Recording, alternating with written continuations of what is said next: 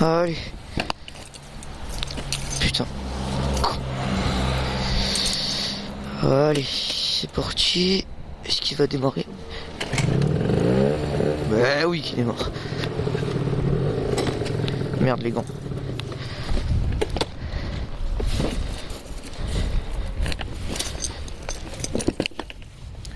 Putain. Oh, j'ai du mal à le commencer ce vlog de merde. Rentre là-dedans, putain de lacet de connard qui se prend dans le kick. Bon alors aujourd'hui, petit vlog sur le débridage. Putain, n'importe quoi.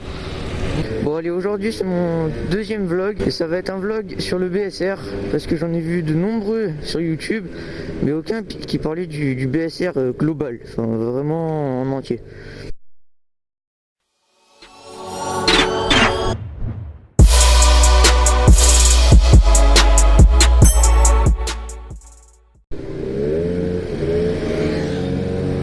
Je crois que c'est la première fois que j'ai en ville et que je filme. C'est trop rigolo. Donc le vlog du BSR de A à Z, je vais aborder avant le BSR, pendant le BSR et après le BSR.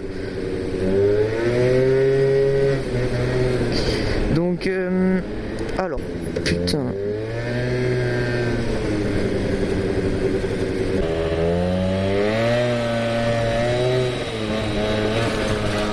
Allez, c'est parti.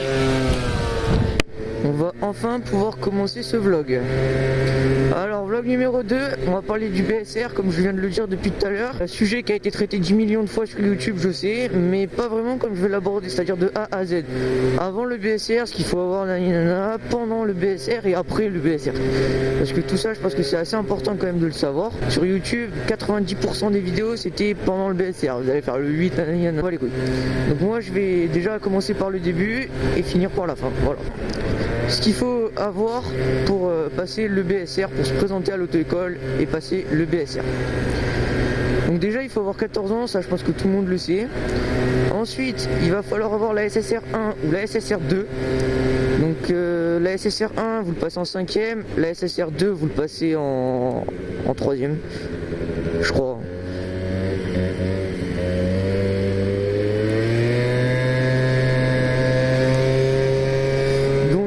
La SSR 1 ou la SSR 2 ou les deux c'est bien mais ça sert à rien. Ensuite donc ça c'est plutôt pour les papiers et tout ça, il va vous falloir 6 photos d'identité je crois. Enfin bon ça après l'auto-école va vous donner une fiche hein, pour vous dire vraiment ce qu'il vous faut à ce niveau là, mais je crois qu'il va vous faire pas mal de photos d'identité tout ça. Qu'est-ce qu'il va falloir d'autre? Ah oui, bah alors maintenant, côté matériel, il va falloir un casque homologué avec 4 bandes réfléchissantes. Et je crois qu'il faut qu'il ait moins de 5 ans, ça c'est à vérifier, mais je crois que c'est moins de 5 ans ou de 4 ans, je sais plus. À sa taille bien sûr, il va vous falloir une veste en jean ou un blouson en cuir ou un blouson de moto. Pas de blouson de ski parce que c'est du nylon, donc si vous tombez ça vous fond dans la peau, bien un truc dégueulasse là. Donc vraiment veste en jean, blouson en cuir ou blouson moto, ça c'est important. Ensuite en pantalon, un jean ou un blouson moto, ou un blouson en cuir, ou un pantalon moto ou un pantalon en cuir. Si vous venez en survêt, ils vous acceptent, hein, de toute façon. Enfin, moi je crois que le mec qui était avec moi au BSR, il est en survêt. Enfin bon, un cassos. Donc et ensuite, il vous faudra des chaussures fermées, normales, des baskets, quoi. Venez pas en tongs, quoi. Je pense que ça paraît logique. Qu'est-ce qu'il fait? Ah, il discute, il s'en bat les couilles.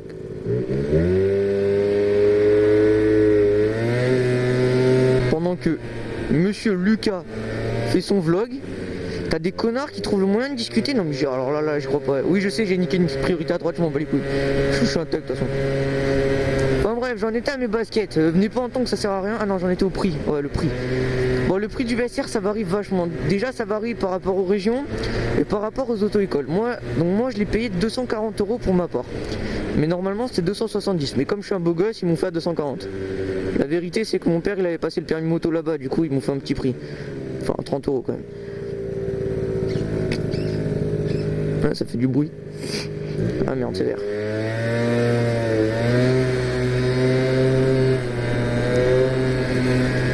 Donc moi je l'ai payé 240 €. J'ai un pote qui l'a passé dans une autre auto-école, il a payé 150 €. Et après j'ai un autre pote donc, qui s'est renseigné pour le passer mais qui l'a pas passé finalement parce qu'il a été écœuré. Il lui proposait 350 €. Donc vous voyez déjà rien que dans la même ville ça varie vachement. Ça va de 150 à 350 et encore je pense que j'ai pas encore tout entendu. Maintenant pour le BSR je pense que ça sert à rien de prendre une auto-école chère et tout ça, on va croire que c'est de la qualité. Ça sert à rien, le BSR vous passez 7 heures avec votre auto-école, ça sert strictement à rien de mettre 350 €. La formation c'est la même, hein. Croyez pas, parce que moi j'ai payé 240 €, mon BSR je l'ai fait sur un scoot 4 ans chinois de merde. Quand t'arrives à 35 t'es content quoi. Non je rigole, j'ai pris 60 avec. Mais bon c'est un scoot 4 ans de merde chinois qui avance pas, merde c'est la grosse daube. Alors que mon pote qui a payé 150 €, il l'a passé sur un Spirit si je m'abuse pas. Enfin un Spirit ou une Nitro je sais pas. Ça sert à rien de privilégier, moi je prendrais le moins cher. Parce que comme ça vous fait plus de sous pour votre moto ou votre scooter. Donc moi je favoriserais le moins cher. Maintenant après si c'est une auto-école que vous connaissez bien et tout, prenez-le, hein. Moi je les connaissais bien. Voilà, on se tape des barres, tout ça, enfin bon voilà. Moi, là où je trancherai, c'est les auto-écoles chères, généralement ils ont leur piste privée et pas un parking où toutes les auto-écoles viennent squatter, ça c'est bien. Moi franchement je l'ai passé sur une piste privée et c'était franchement bien. Voilà, bon, maintenant si vous le passez sur un parking, encore une fois, hein, c'est 7 heures, c'est rien, c'est pas grave. Donc maintenant, de quoi c'est constitué le BSR? Alors déjà, c'est absolument pas un examen, j'ai vu ça dans des vidéos, ça me... What?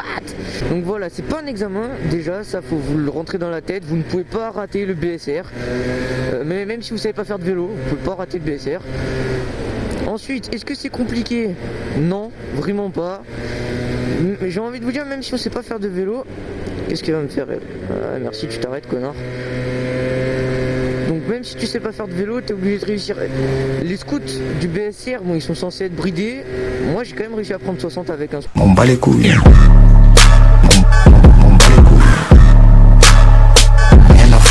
Ma vie pendant le vlog, on s'en bat les steaks. Et donc, putain, je sais même plus où j'en étais. Ah oui, donc les scouts là-bas c'est des trottinettes électriques, il n'y a pas besoin de savoir en faire. Et puis même si vous savez pas faire de vélo ou de scout, que vous en avez jamais fait, franchement, faut y aller relax, c'est bidon le BSR, enfin vraiment, hein. Putain, oui, alors là c'est mouillé, c'est graisseux, c'est gelé, ça glisse. BSR c'est vraiment pas compliqué, si vous savez pas faire de vélo et si vous avez jamais fait de scout, que vous apprenez un peu, vraiment allez-y, mais vraiment relax, hein. C'est n'importe quoi. Moi j'étais un peu stressé au début parce que bon, ça faisait longtemps que j'avais pas touché un engin à moteur ou quoi, et moi j'étais un peu stressé, donc voilà.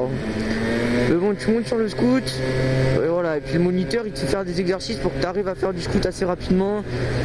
Et puis c'est vraiment simple, hein. Un scoot on pourrait croire que ça n'a pas d'équilibre, bah, franchement ça tient bien la route un scout.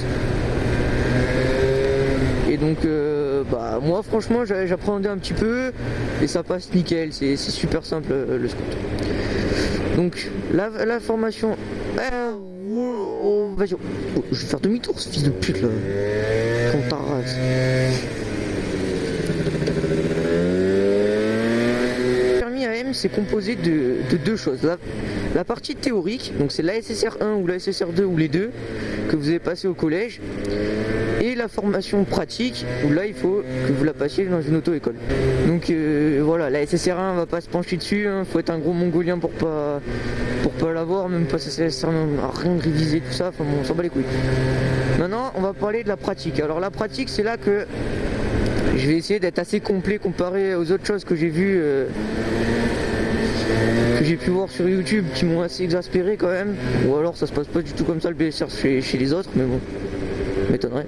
Donc la pratique, moi je l'ai fait en une journée le BSR, c'est-à-dire 7 heures en une journée, 3h30 le matin, 3h30 l'après. Vas-y, je vais te laisser sortir, non? Merci. Je sais pas ce qu'il voulait faire lui, c'était pas clair. Donc moi le matin j'avais fait que du plateau et l'après-midi un petit peu de plateau et je suis parti en circuit.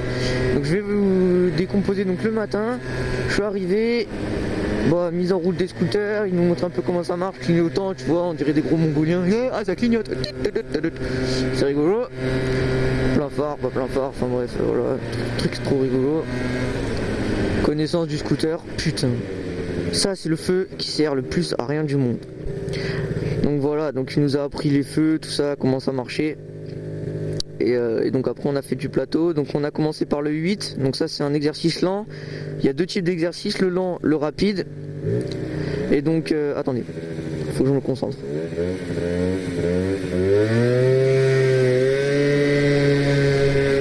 Wouh!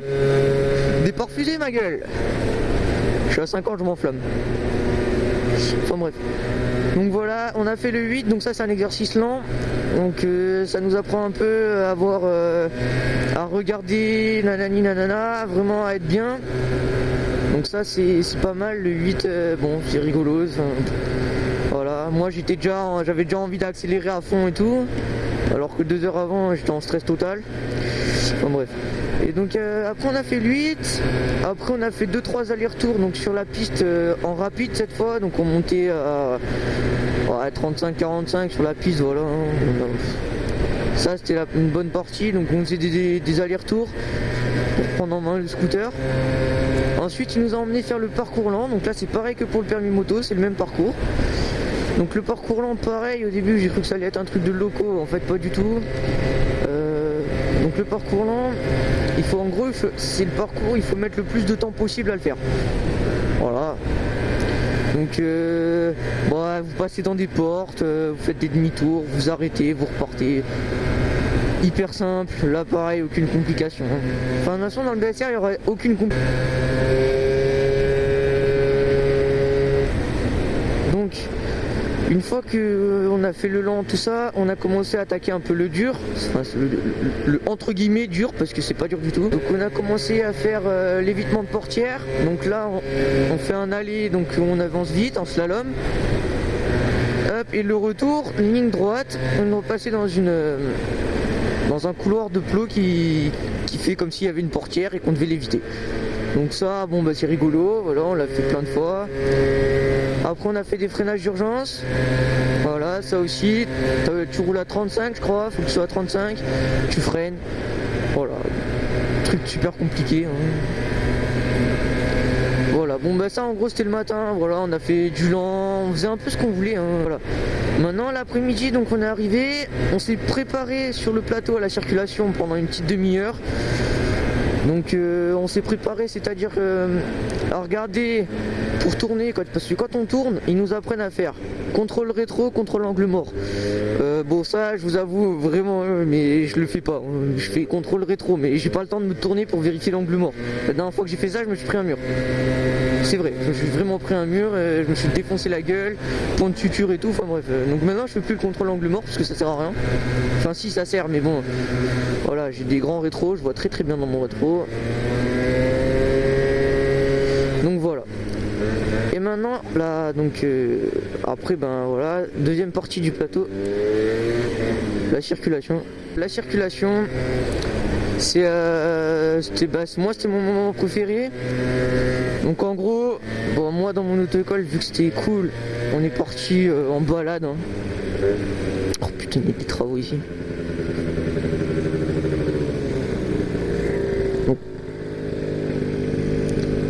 Donc on est parti en balade sur les routes de montagne et tout. C'était mes premiers V. Hein, les motards que tu croises, t'es à l'auto-école, ils te font le signe. Putain, c'était Michto d'ailleurs. Voilà, sur les routes, putain, des routes de malade. On a fait une balade énorme ce jour-là. C'était grave long, enfin c'était bien. Donc là, t'as une oreillette dans le casque. Donc en fait, t'as un talkie-walkie que tu mets dans une poche qui est relié avec une oreillette. Donc toi, tu peux pas parler. Enfin, tu peux parler, mais il t'écoute pas, il s'en bat les couilles de toi le mec. Et mais lui par contre il va te dire ce qu'il faut faire dans les ronds-points, tout ça, il va t'engueuler si tu fais de la merde, ce qui n'a pas été du tout mon cas. J'ai de la buée sur mon casque, je vois presque plus rien. Et donc ça, la circulation, pour moi c'était vraiment sympa. Donc il y en a qui disent que des fois la voiture elle passe derrière. Moi personnellement la voiture elle était toujours devant, il est resté devant nous. Je pense que c'est comme ça pour le BSR, c'est souvent la voiture qui est devant et pas derrière. Putain, j'ai de la buée, je vois rien. Oh, ça résonne.